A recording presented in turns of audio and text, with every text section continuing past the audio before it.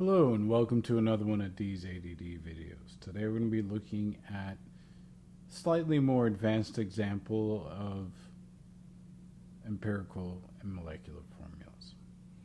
So in this scenario we're given these percent compositions, and you will note that the third one's missing, but if these are the only three elements in your compound, you can take the sum of these and just do 100 minus that. So here you're going to get 50 when you add these two, so that means 50% is left for Z. And these are the corresponding molar masses. And the premise is to assume that there's 100 grams of your sample. If you do that, then these become actual gram masses, because 14%, for example, would be 14 grams out of the 100 grams. And that's how you would get the 14%. Okay? So given that, you know that this would be 14 grams, if you assume that there's 100 grams, and then this would be 36 grams. And this would be 50 grams here. Then at that point, what you do is you convert into moles. So you're going to get 14 grams divided by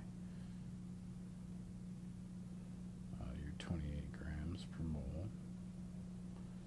So here you're going to get 0.5 moles. So here you do the same thing. Take the 36 grams, divide by the molar mass. I'll give you the moles, in this case also 0.5 moles. And if we have 50 grams,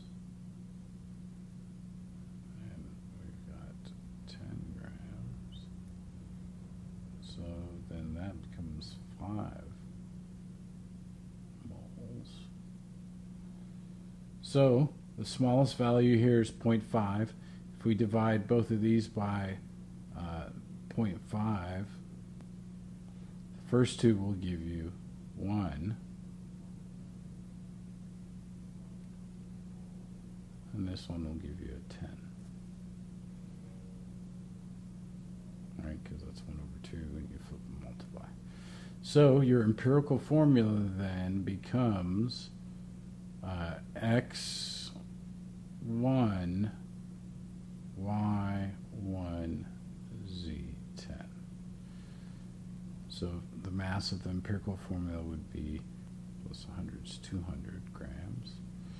So let's say I had a compound that's a multiple of this. In other words, it's the molecular formula has a molar mass of, I don't know, let's say 800 grams. What would be the molecular formula? Well, you would take that 800 grams divided by the molar mass of the empirical formula, 200 grams. So this is the molecular, this is the empirical, and that would give you 4. So you would take your x1, make it x4, y4, z40.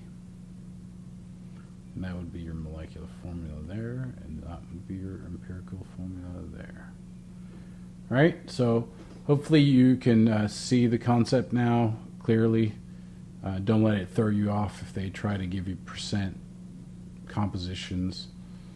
It's always a weight by weight, so this is the weight of your element, and this is the weight of the sample. Just assume it's 100 grams. So practice, practice, practice. I'll do one that's got actual elements in it as opposed to the X, Y, Z's I've been using. And I will make sure that it will be one in which you have to use the multiplication rule. So make sure you check it out. I hope I've cleared up any confusion you might have. Thank you and have a nice day.